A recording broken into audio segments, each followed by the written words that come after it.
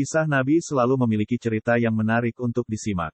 Selain belajar tentang sejarah dan berbagai peristiwa pada zaman dahulu, kisah Nabi juga penuh dengan inspirasi. Terdapat 25 Nabi yang tertulis dalam Al-Quran yang patut dipelajari, salah satu di antaranya adalah Nabi Daud, alaihi salam. Nama Nabi Daud disebutkan sebanyak 16 kali dalam Al-Quran. Sosoknya tidak hanya dipandang sebagai Nabi Allah, tetapi juga pemimpin yang adil dan saleh serta raja panutan yang ideal. Nabi Daud adalah penyelamat kaum Bani Israel serta menjadi seorang pemimpin yang sangat dikagumi. Nabi Daud lahir dari salah satu keturunan dari Nabi Ibrahim. Ia lahir dari kalangan Bani Israel setelah masa kenabian Musa dan Harun.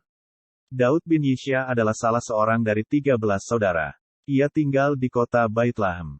Pada masa pemerintahan Raja Talut, seluruh warga yang tak punya ikatan rumah tangga dan perdagangan mengajak ke medan perang. Dengan memilih orang terbaik, ia berharap mereka dapat memusatkan diri pada pertempuran dan tidak menghiraukan urusan rumah tangga dan perdagangan. Terdapat salah satu anak muda yang ikut dalam barisan tersebut, remaja tersebut bernama Daud. Ia diperintahkan ayahnya untuk menyertai kedua kakaknya yang maju ke medan perang. Namun Daud tidak diperkenankan maju ke garis depan, ia hanya disuruh melayani kedua kakaknya di garis belakang.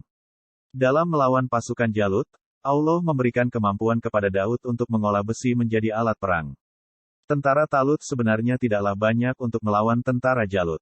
Namun Talut berdoa kepada Allah agar diberi kesabaran dan dikokohkan pendirian terhadap orang-orang kafir. Dengan izin Allah, tentara Talut dapat mengalahkan tentara Jalut. Dan hanya tersisa Jalut seorang. Lalu diumumkan oleh Talut siapa saja yang dapat menaklukkan Jalut, maka akan diambil sebagai menantunya. Tak disangka Daun yang masih remaja tampil terdepan meminta izin kepada Talut untuk menghadapi Jalut. Daun maju untuk meminta untuk melawan Jalut dan tidak memperdulikan iming-iming tersebut.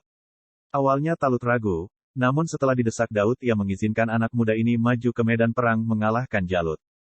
Jalut merupakan seorang yang sombong, ia telah berkali-kali menantang orang-orang dari Bani Israel untuk berperang melawannya. Tiba-tiba Daud muncul di hadapannya. Jalut tertawa terbahak-bahak melihat seorang anak muda menantangnya.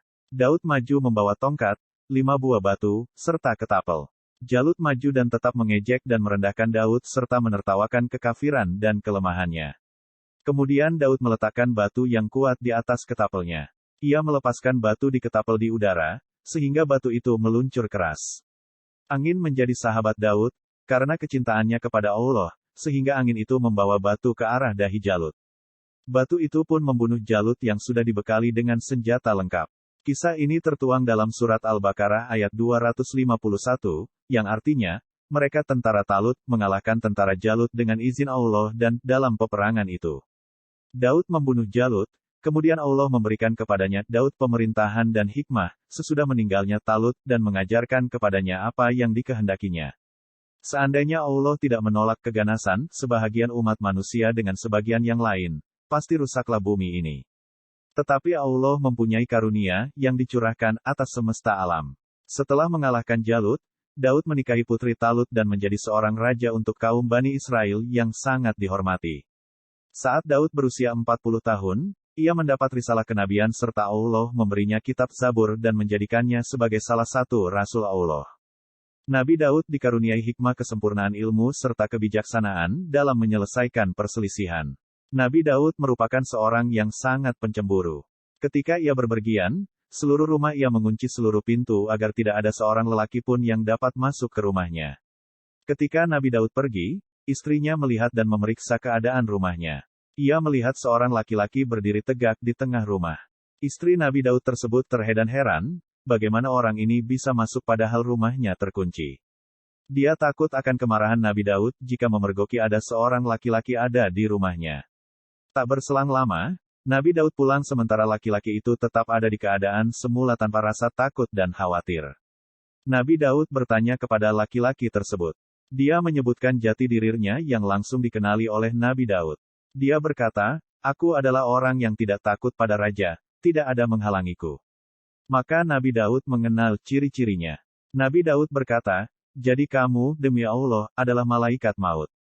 Selamat datang keputusan Allah. Kemudian Nabi Daud diambil nyawanya dan beliau wafat. Nabi Daud dimandikan, dikafani, dan disiapkan. Namun matahari menyinari dengan teriknya. Nabi Sulaiman memerintahkan burung agar memayungi dengan sayapnya, maka jasad Nabi Daud terpayungi, begitu pula para penghantar, sehingga matahari tidak sampai menyinari para pengantar. Akibatnya bumi menjadi gelap. Semoga kisah Nabi Daud, alaihissalam dapat menginspirasi untuk selalu mengingat Allah Ta'ala.